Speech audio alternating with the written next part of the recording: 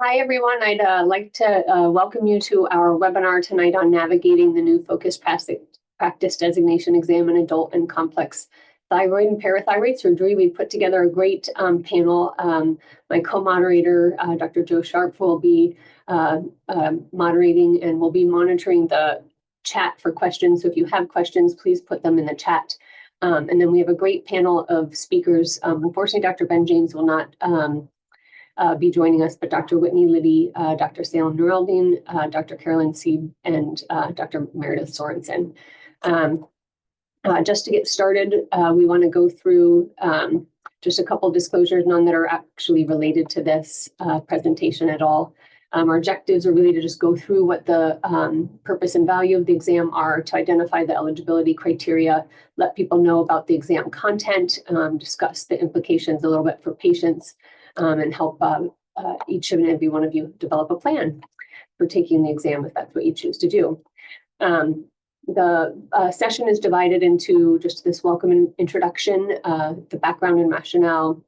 We'll go through eligibility criteria, the format in terms of timing, logistics, and content, and some study strategies, and then we'll open things up for the panel. So again, please put your questions in the chat.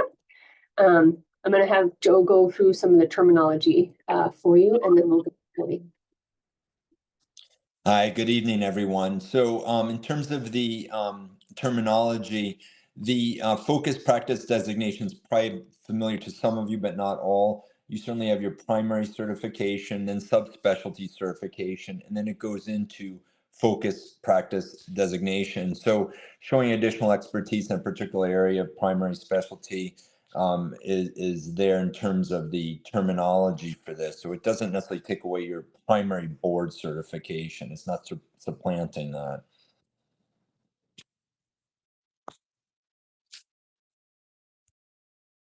The updated numbers from the most recent group. So this was the first group that took it in the spring in April.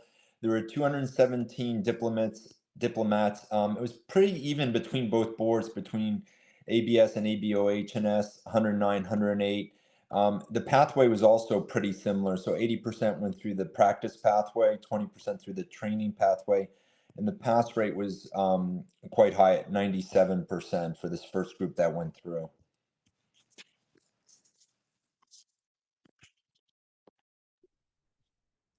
All right, back to the rationale.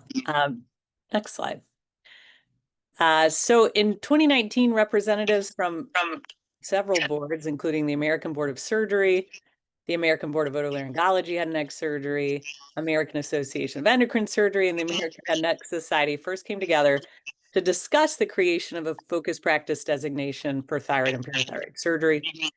This focused practice designation was approved in the spring of 2022. By the fall of 2022, a steering committee, including 5 ABS members and 5 ABOHS members, was created. Next slide. From here, the focused practice designation exam committee was then formed, which was made up of 20 members, again, 50-50 ABS and ABOHS. And they were really tasked with actually creating the exam, which you'll hear about in a little more detail in a few minutes. The first written exam was given in April of this past year, with the first cohort of surgeons earning the focused practice designation identified in May. Next slide. The rationale behind the focused practice designation was born out of a perceived need to be able to better identify surgeons with an expertise in thyroid and parathyroid surgery. We know the landscape's confusing. Thyroid and parathyroid surgery is performed by surgeons in 2 different surgical specialties with a variety of training backgrounds, and really no clear board certification to identify or highlight expertise in the area. This is not only potentially confusing or challenging for our primary care physicians or other referring physicians, but it can be particularly challenging for the patients themselves. Next slide. And my apologies here, Ben couldn't make it, so these are his original slides, but I think the point here is clear, which is when you have a patient with a new diagnosis of thyroid cancer, perhaps even with more advanced thyroid cancer, where do they go? How do they know where the experts are? Next slide. And so a need really was identified to do a better job of pointing out these experts to both the patients themselves, next slide, but also to referring physicians. Next slide. All right, so the exam itself is designed for either ABS or ABO-HNS certified physicians who are actively engaged in high volume and complex thyroid and parathyroid surgery. It's really not for surgeons who only perform a few of these cases per year. Next slide. There are two separate tracks to obtain the focus practice designation. The practice track is for ABO-HNS and ABS diplomates who either never completed an accredited fellowship or are greater than 5 years out from fellowship. And this track involves documentation of at least 120 qualifying cases over 3 years, with at least 24 of these designated as complex cases, the details of which will be reviewed in a little bit. And then the other pathway is the training track for those surgeons who have completed an AAES, ACS, or AHNS accredited fellowship within the past 5 years. And this is 80 cases over 2 years plus at least 16 cases which are designated complex. Next slide. The focus practice designation does not replace, but rather expands upon board certification, identifying a surgeon's practice as more focused or with a higher level of expertise in thyroid and parathyroid surgery specifically. There's no direct relationship between the focus practice designation and specialty boards.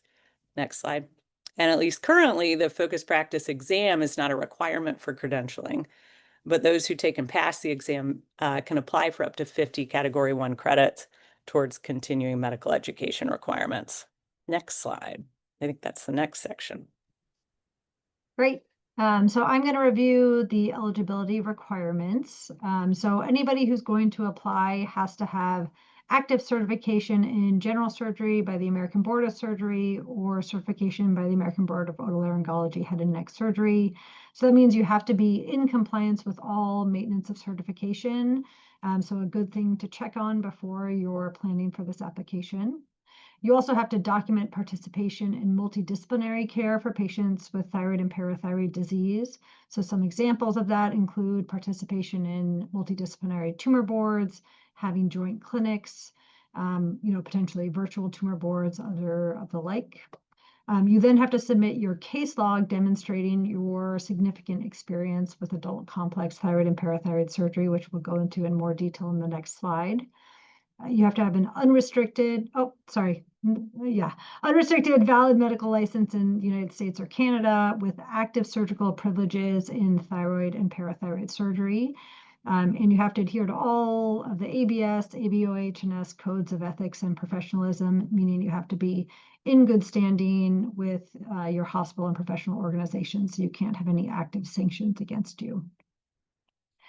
In terms of the case log requirements and volume threshold, we just went over this somewhat, but obviously your practice has to show an emphasis on complex thyroid and parathyroid surgery that varies somewhat depending on the track that you apply in.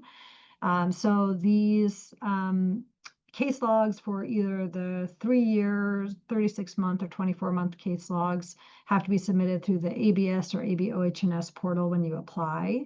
And you have to have at least 20 parathyroidectomies and 20 thyroidectomies, so you can't be all thyroid or all parathyroid. Next slide. So what makes up a core case versus a complex case is listed here. So core cases include thyroidectomies, so lobectomies, total thyroidectomies, completion thyroidectomies, general parathyroidectomies, and then neck dissections for thyroid cancer, including both central neck dissection and lateral neck dissection. And what is considered complex is listed here. So substernal goiters, reoperative thyroid and parathyroid surgery, either prior thyroid parathyroid surgery or in a reoperative field. If there's prior external beam radiation therapy, prior recurrent laryngeal nerve paresis, any kind of visceral involvement from locally advanced thyroid cancer, so invasion of the larynx, trachea, or esophagus, or invasion of the nerve or vascular structures. No dissection in the parapharyngeal space, mediastinum or retropharyngeal space, And then any cases that involve the surgical management of medullary thyroid cancer, or actually any management of anaplastic thyroid cancer, is considered a complex case and something that can be listed in your case log for this. Next slide. So in terms of the application materials and deadlines, this is probably most relevant for all of you here who are thinking about applying this year. So applications are due on December 15th this year. So this is a great time now to start preparing your case logs and give notice to people who have to sign off. So I list them as references here, but it's really that the official for every hospital that you are submitting cases from your case log. You have to have an official for each of these institutions that will sign off and essentially attest to your case log before the deadline. So it's good to give notice to who these people will be at these institutions so that you make sure you're compliant. And of course, just counting your cases, make sure you have enough cases over the time period and know which category they're going to fall into for the complex specification. All of that's important to start getting ready now so that you don't leave this to the last minute. So the application components include the application form. You have to input the case log numbers, the names of these officials who will sign off. Also, you have to make sure that you're in good standing with your board. So right now is a good time as well to make sure that you don't have any other maintenance of certification to complete. When you submit your application before the December 15th deadline, that's when you will need to pay the $550 application fee. Then after you submit this, your application will be approved. When the application is approved, you'll be able to sign up for a testing site and date, which will be held between March 16th and 18th in 2026. It's when you do the second sign up process that you'll have to pay the testing fee of $750. So those are the two fees that are involved in this process.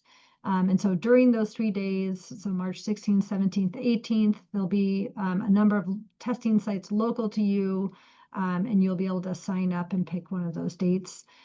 Important to try to sign up early because the testing times and availability, they will fill up because people are taking other tests there. So it's good once your application gets approved to log in and try and book the test.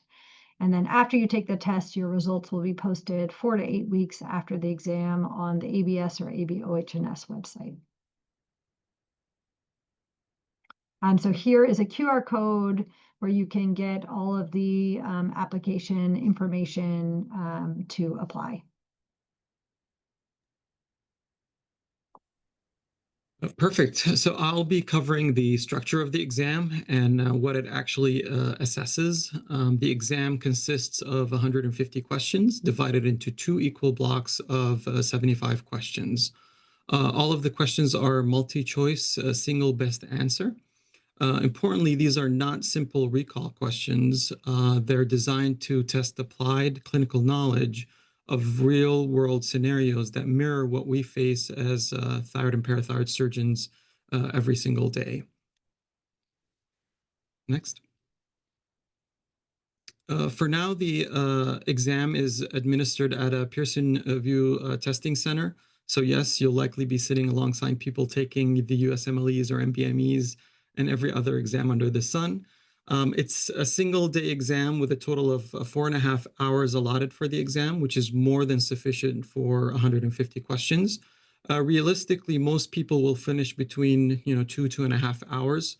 You'll sign in, begin session 1. You have 75 questions in 120 minutes. You get a break, and then complete a session 2 with another 75 questions in 120 minutes. And as Dr. Saib mentioned, the results will appear on the ABS portal in 48 weeks of the exam.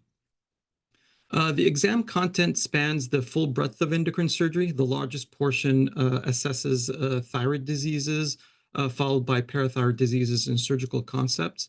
And you'll see a smaller, meaningful number of questions on anatomy, embryology, and physiology, because the exam aims to capture the foundational knowledge that guides safe and effective operative management decision-making that we make.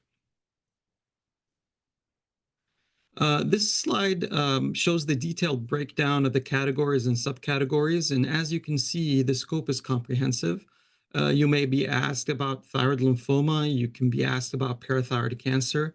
You'll definitely encounter a question on secondary hyperparathyroidism, including cases driven by vitamin D deficiency. Next.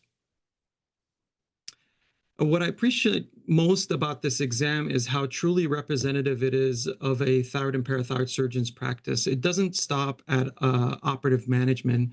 It stretches across the entire continuum of care. You'll see questions on epidemiology, healthcare disparities, diagnostic workup, multidisciplinary evaluation, intraoperative adjuncts, intraoperative decision-making, functional and cosmetic considerations, adjuvant and neoadjuvant therapies, post-operative surveillance, rehabilitation, and palliation. And in other words, it tests the same complexity we navigate with our patients every day. So with that, I'll turn you over to Dr. Sorensen.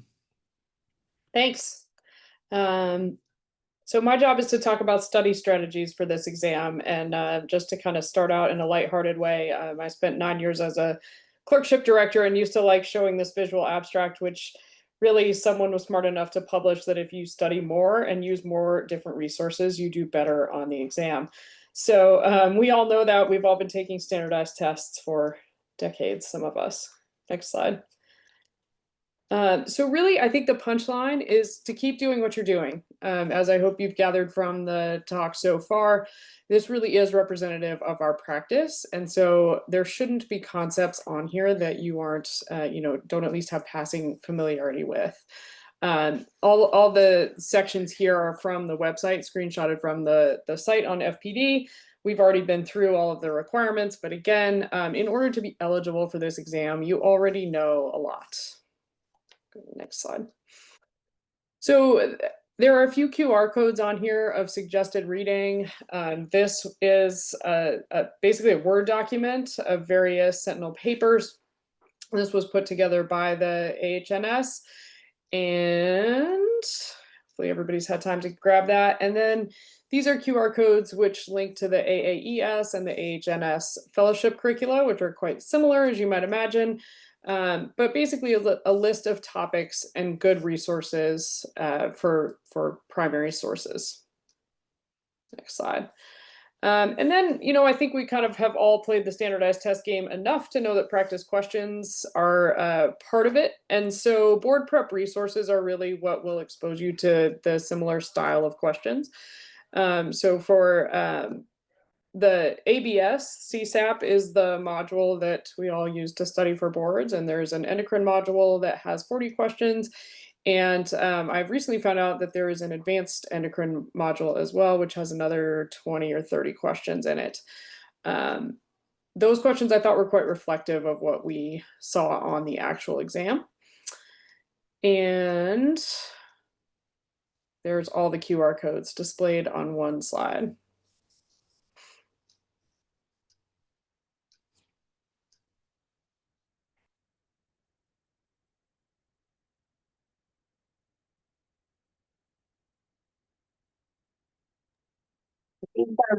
I'd like to open it up. I'll go back to the slide previously, but to any questions that people want to put into the chat about the exam that are more detailed. A lot of what we presented was sort of at a higher level, but I do think what Dr. Sorensen said, keep doing what you're doing in terms of everyday practice.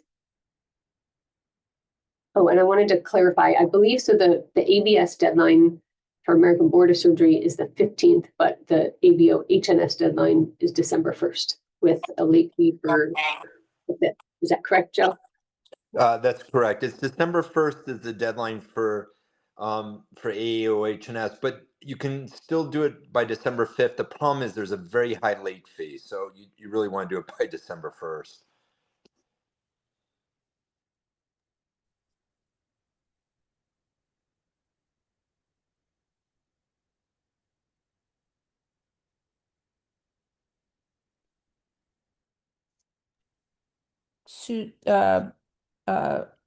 Dr. Pitt, do you all want to just come out of the slide view so everyone can see each other maybe?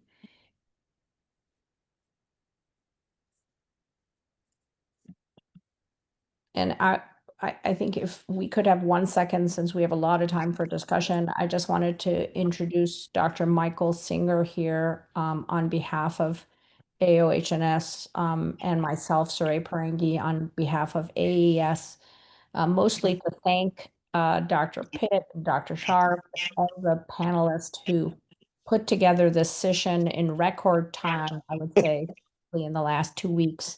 Because of the December 1 deadline for AOHNS and the December 15th deadline, we wanted to make sure to get this information to all of you.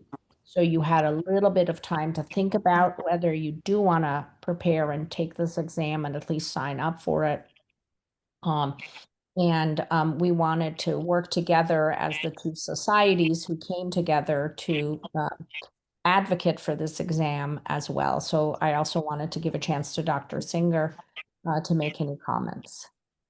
Yeah, so thank you. So this was put together very quickly. I think for the American Head and Neck Society, I would say in record time, to be honest, which is pretty amazing. But I think that the session is just valuable for people to hear about the test. I think Susan and Joe maybe will get into the topic a little bit about why they think the test is valuable. And as someone who took the test last year, I'll just start out by saying that, I think once you say to surgeons that there's a test, everyone starts to get very nervous. But I think for probably everyone who's actually on this session, if you're doing thyroid and parathyroid surgery in any significant number and have some, robust experience, I can assure people that the test is I would say very fair. As you see with the pass rate, very, very passable. So I would not be discouraged or scared off simply because there's a test. And I do think, and I think Susan and Joe will get into this, there really is value with the FPD. And I see that there's a question that came in the chat. I think each case that you do only counts as one case, so you can choose whether you want it to be a, one of the complex cases or, a standard case. But if you did a total with the central neck, you could only count it as the total or the central neck, but not both. And I thought it would be useful too if the panelists wanted to go around, and I can call on people, but just tell us kind of how they prepared for the exam. Dr. Noraldine, do you want to start because you're to my right on the screen? Sure. For me, I brushed up a little bit on the management of anaplastic thyroid cancer. So I read the guidelines for the management of anaplastic thyroid cancer because there has been a change in the management of these patients, molecular testing playing a big role. So I wanted to brush up on that. And I think that's the only thing that I read about, maybe some management of medullary thyroid cancer as well, but that was it for me. Liddy? I'm in the group of people who have not taken it yet. So I am right, it's on my list. So, but I've talked with colleagues who have taken it, and I think that some of the guidance I was given was to brush up on guidelines as kind of a nice outline for what's important. I think the fellowship topics, I was in fellowship 10 years ago now, so brushing up on some of those topics is where I'm hoping to focus. Great. Dr. Sorensen? Yeah, it's similar. I did that CSAP module with those 40 questions, I think maybe the day before, and then brushed up on some systemic therapies. Proceed. I focused a lot of my review on the CSAP questions, so both the standard endocrine questions and the advanced endocrine questions. I think that covered a lot, and then there were some areas where I wanted to do some research based on those questions. So I did targeted therapies and some of the hereditary conditions just to make sure I was up on those and the guidelines for those.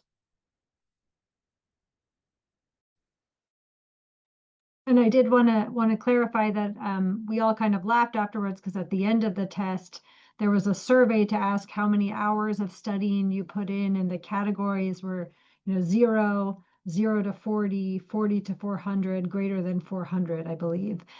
So I think that probably the majority of people on this call do not need more than 400 hours of studying. I'd say almost all of us fell into the 0 to 4 hour or for probably 4 to 10 hour studying category. Dr. Sharp, did you take it already? Yes, I took it. I enjoyed it. I took the opportunity to kind of review guidelines, review papers. I teach residence fellows, and I think it's valuable to make sure that that you truly are up to date on all the guidelines for teaching. And I thought, as Dr. Singer said, it was a very fair test.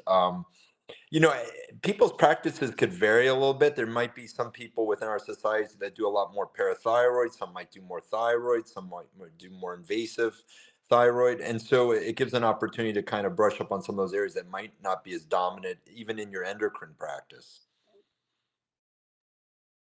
Yeah, I felt like I had a grand plan of actually doing some studying, and in the end kind of ran out and just went in with the hope that I do enough of this every day that I would pass. And so, and I did. And I feel like it's a very fair exam, and they want to make sure that you're doing, I think the safe thing and the right thing. And so I think certain topics do tend to also, because they're very important, come up more than once too on the exam.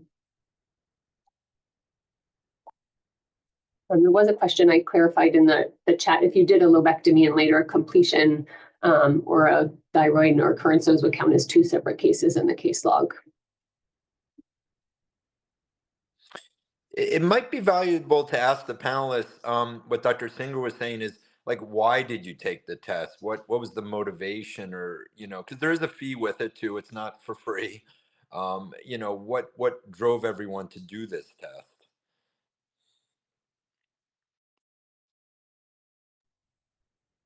I'm happy to start. So I think it was a little bit just, this was a new test, and I think a way to distinguish yourself in your focus on thyroid, parathyroid surgery. We talk a lot about how volume is important, experience is important, and it seemed like if there was a designation that could show that, that would be helpful for referring providers, provide confidence to patients. So I think and knowing that the AAES supported it, I think all of that just said, this is something that I know I'm going to do. I might as well be in the first group of people to do it. I don't think it has been, a huge change in my practice, but it's been something that I do think is helpful to distinguish yourself, as we talked about, from people who maybe do a few thyroids and parathyroids a year. It just felt like something that would be meaningful, provide confidence to referring providers, to patients. And if it was out there, it seems like something that I'd want to have.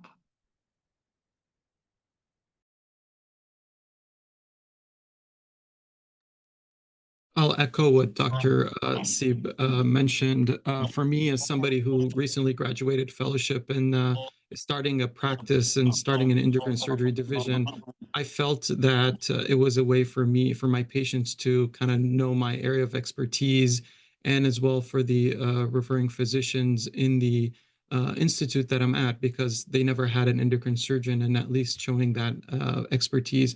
And this is the second time that we've done this webinar, and since the last time we did it, I've noticed a significant increase in the complexity of patients that I've been receiving, and they are referencing that's designation that they saw on my website, where I've been getting more of persistent recurrent primary hyperparathyroidism than I did before. And when I asked the patients, they do mention that they saw that this was an area of specialty, and they've been traveling an hour or two to come and see me for that.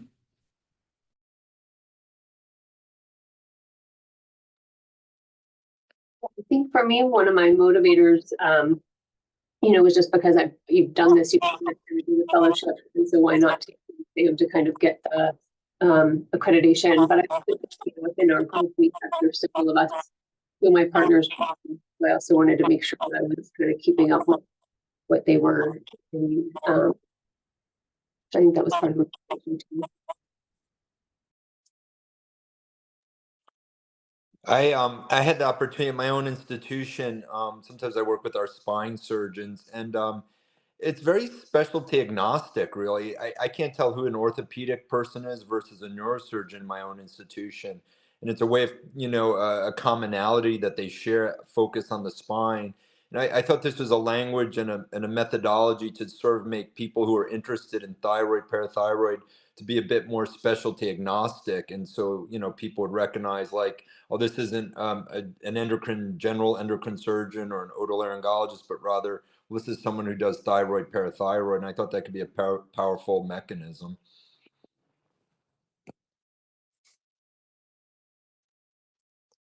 I don't really have a lot to say beyond what everybody else has said, other than, for me, it was a little bit of lead by example as well. I chair the Endocrine Surgery Identity Committee for the AAES, and so I thought that this was, if this isn't endocrine surgery identity, I don't know what is. And also, similar to Dr. Noraldine, established the first endocrine surgery division at my institution, and so thought this was an important thing to be able to go to my departmental leadership and say that I had. I'll chime in because I haven't taken it yet, but I think all of these reasons are the reasons it's on my list of to-dos. I think I don't see it changing my practice overnight, really. And so in my mind, it's kind of, I have a couple years to get this done. I'm our residency program director, and that's just for the last 2.5 years, less than 2.5 years. So that took a little precedence and kind of how I've triaged my time. But I recognize the value, especially for kind of a more long-term vision, I guess. Yeah, I noticed the question in the chat about kind of marketing the accreditation. I know Dr. Noraldine touched on this a little bit. We just haven't done any major marketing, but have, added it to our websites in terms of like the training and background on the, basic kind of searchable. Have others on the panel done any specific marketing around the FPD? I've not done any specific marketing. I just think it's helpful when you talk to patients. It used to be talking about being high volume, but now you can add in.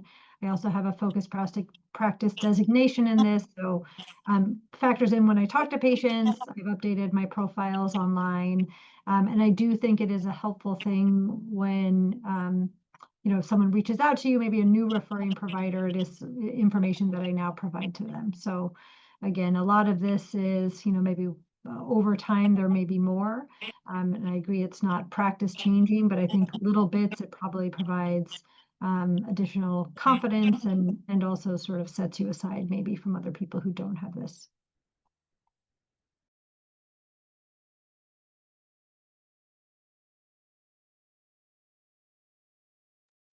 One thing that was interesting for me to learn is when Dr. Jo Beisky, who I think is the CEO of the American Board of Surgery, when she was talking about this exam, she mentioned that there are 6,000 patients daily that visit the American Board of Surgery to look up the certification of the physicians that they're seeing. And this is something that would be mentioned on the American Board of Surgery, that you have that designation. So I thought that was, we never knew that data or that patients are looking up our certification, but maybe that helps as well.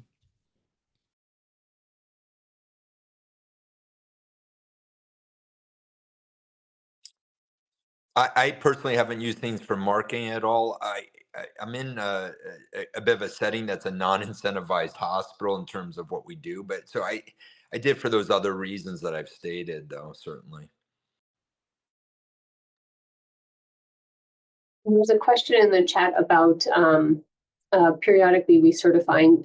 My understanding is that there'll be recertification every 5 years is the current, but they have not shared any details about whether that's going to be back at a Pearson testing center or will it, I don't know what the AHNS side of things are for their recertification, but if it'll be more similar to the American Board of Surgery, which is now a open book kind of take it over a couple weeks type of exam.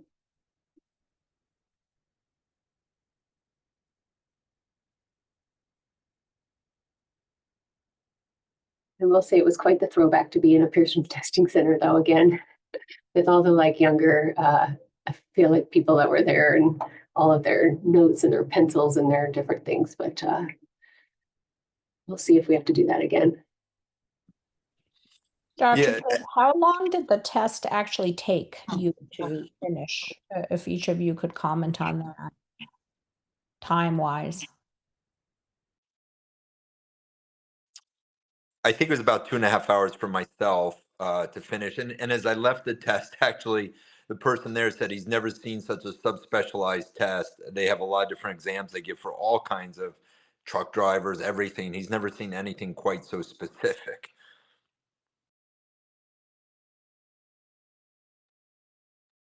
Yeah, I think it similarly took me about 2 to 2.5 hours, somewhere in that range. Definitely not the whole, I think 4 hours that's allotted. And they do give you a little dry erase board and a pen if you want something like that. Same for me. I think it was 2.5 hours. Yep, and there are sections where, you know, it's similar to the normal standardized test where once you complete one section, you can't go back to it. But it was about 2.5 hours. I think I blocked out longer because I, you know, just wanted to, we didn't know what to expect. But that was about the same 2.5 hours.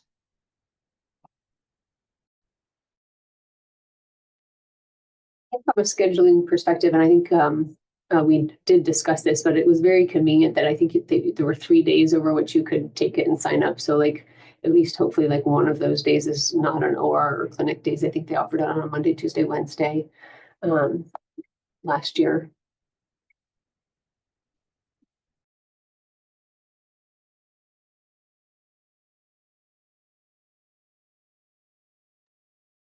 There's a question in the chat about the format for the case log, or if it's sort of the same as the ACS case log. I don't remember there being a specific format, but I feel like I just had I knew the different CPT codes, so I just had our people pull the codes that I knew were complex and not complex, and submitted those.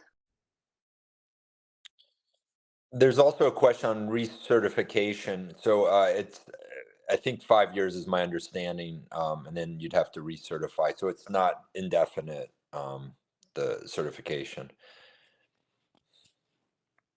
If I'm remembering correctly, they also wanted 100% of your cases reported over that 3 years. Like you couldn't sort of get to 120 over 6 months and say you were good.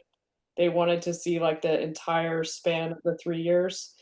I think I probably did underreport the complex cases because it was hard for me to know like 3 years ago who I did for medullary, but it was, you know, as someone who only does this, it was easy to get to that.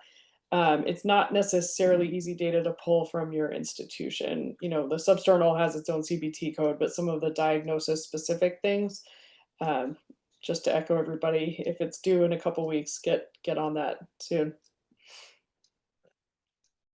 I would also try to advocate that you keep a log of your going forward, your patient number, the actual cases too. That there is an auditing process for this also, so they can audit the case log. So you know, I actually wrote out all the patients and their clinic numbers and stuff for it.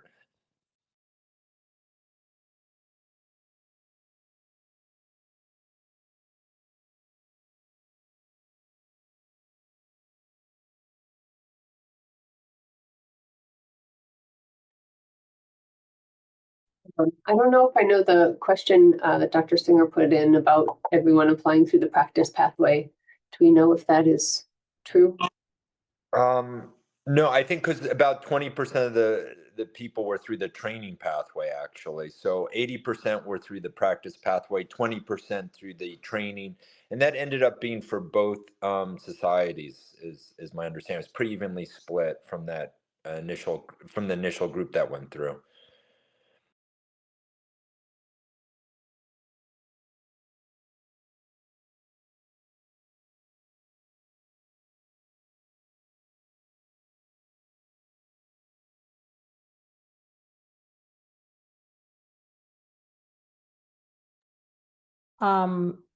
Dr. Pitt, I did want to mention that at the AAES last year, we did do a master's in thyroid and parathyroid surgery course, and a couple people have commented to me that they have looked at that course. It's actually available online. I'll put the link in, and it's available on our website. If you look on a computer, not on your phone, you'll see it easily, but I'll put the link in there too. It's about a 4-hour course, but it does cover a lot of the things that you all mentioned in terms of guidelines, medullary thyroid cancer, etc. So if anyone's interested in sort of rapid brush up after they sign up, of course, you're welcome to take a look at that as well. You don't have to be a member of AES to sign up and take it, and it's all a video format. So I'll put the link in case anyone's interested in that. It may prove helpful. And you get a ton of CME, correct? Maybe Lauren can answer that for me, but I do think you get some CME, but I'm not 100% sure of the exact number. But I did put it in the link, and we can 4 hours, so not a ton. But you do get a ton of CME for the exam, a huge amount. I forget the exact number, but it's extremely substantial. 50. 50, yeah.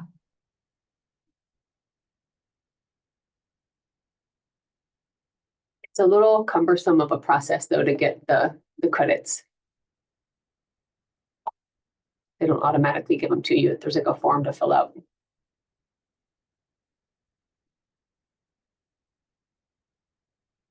And I don't know if that's the same on the AHNS side, if they also give credit for taking the exam.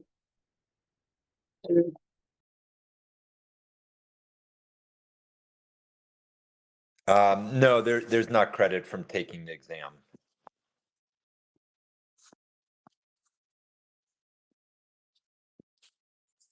I think we're also open to hearing any concerns.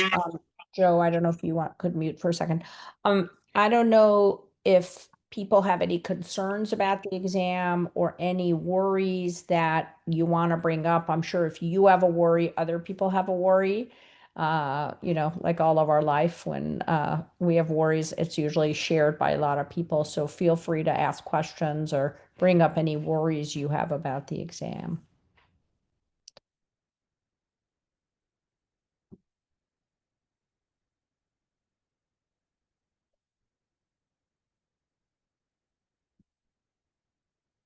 No comments. That's a good sign.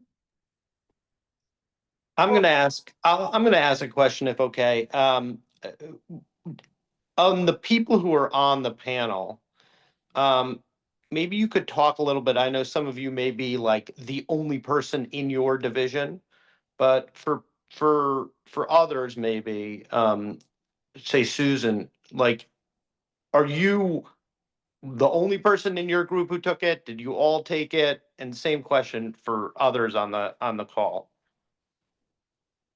A couple of my partners were on here. So 3 of us took it who were all eligible through the practice pathway. One of our partners is not eligible yet through the training pathway.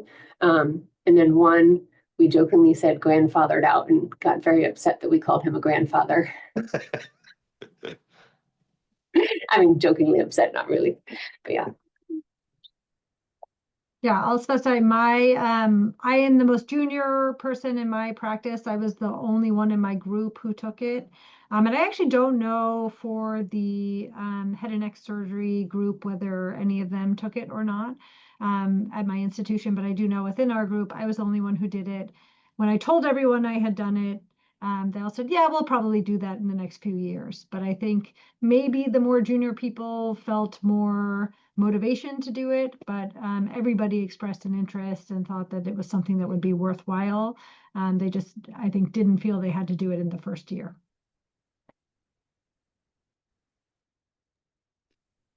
For me, like, yes, I'm the only endocrine surgeon here in the Department of Surgery, but my head and neck colleagues, I have 2 of them who are head and neck trained, and a part of their practice encompasses endocrine surgery, and they were eligible to take the exam, and they took it.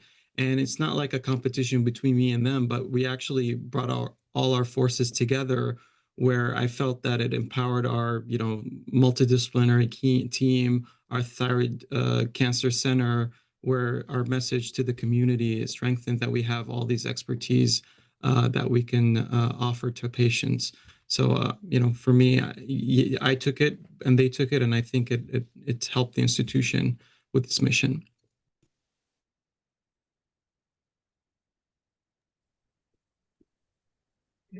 Salam, I love that you brought that up, because I do think the biggest impact here will be to patients, right? For patients ultimately to be able to identify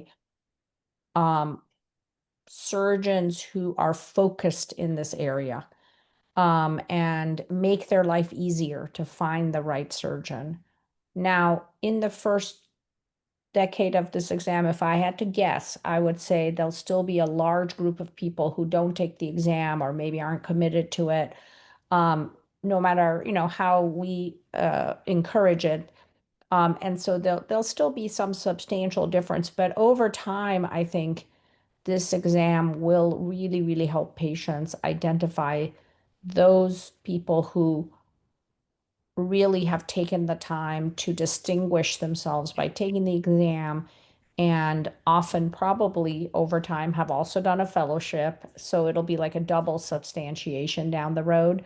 And as you pointed out, patients do want to make sure their surgeons are certified. So, and I think it'll bring groups together like it is even here, right, in this conversation.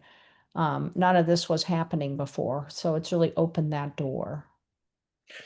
That's really an excellent point, and that's kind of why I was getting to about being specialty agnostic, and you're hitting on it perfectly.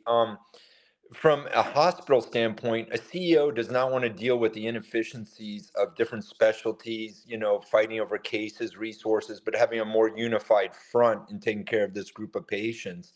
And I think this is a mechanism to kind of go in that direction.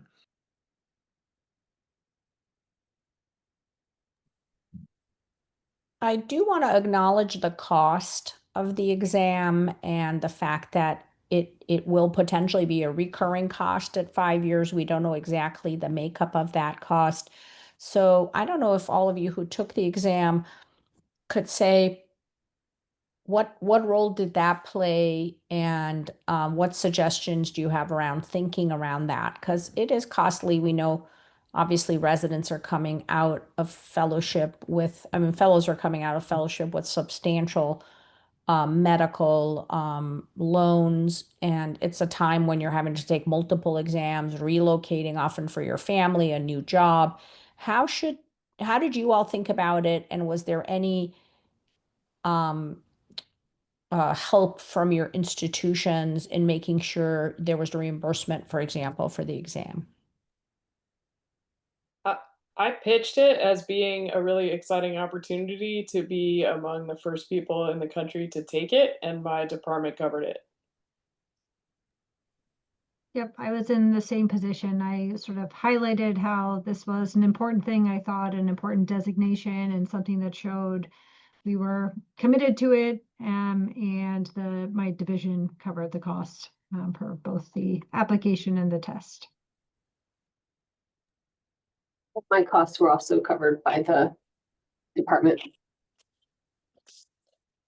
My cost. Go ahead. Go ahead. Mine were as well. It's almost like a society licensing almost kind of fee. It depends on how your hospital may view the terminology and how they reimburse for things. So ours were quite open to it. Yeah, and for me, it was the same. It was a licensing exam, so they covered the cost, and it was not considered part of my CME. I do think one thing that would be interesting, and I think is important to acknowledge, is I think that most, if not everyone who's on the panel tonight, is at a relatively large academic institution. And I don't know if anyone has, from speaking to colleagues, friends of theirs who are more kind of in community type practices. But I know that at least at the outset, there was a lot of interest kind of from quote, private practice physicians as well. So I don't know, have any of you like spoken to people who are more in like kind of community type practices and what their experiences or what their thoughts were about this?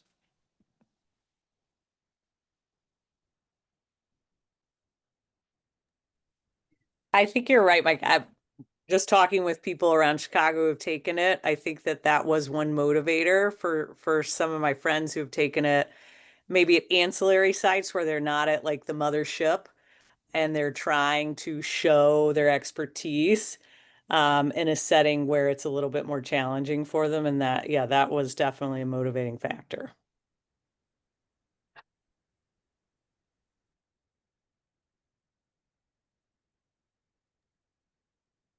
Joe, I think you're muted. Oh, I'm sorry.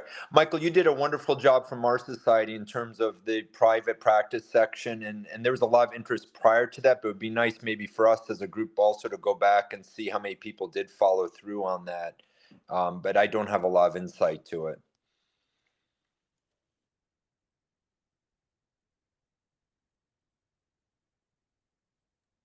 I will say, once you take it and pass, and in addition to getting a sort of diploma kind of thing for your wall, they also sent everyone, I think, a pin that you could wear on your white coat if that was something that would distinguish you as you walked around the hospital.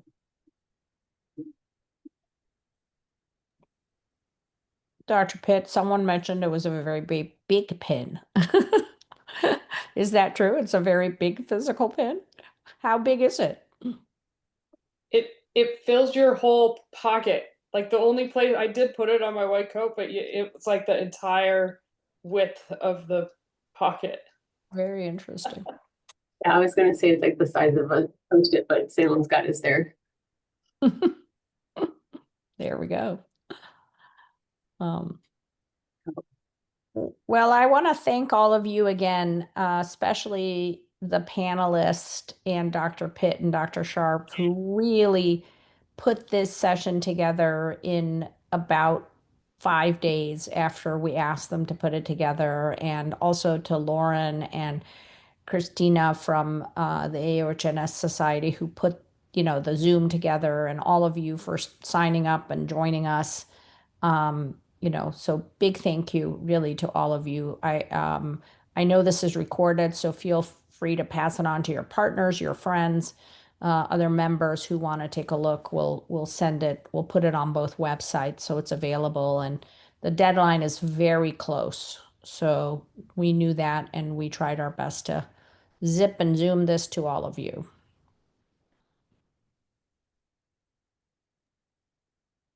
Thank you all. I think you did a great job, and I can tell everyone who's on the call that both the AAES and the HNS are very supportive of people taking this. I'm sure all the panelists, I'm speaking for them now, would be very happy to answer any questions anyone has on the test going forward. So thank you again, everyone.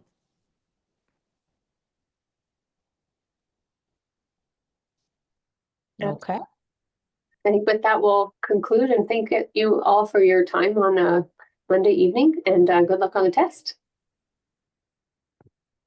Thank you, everybody. Bye.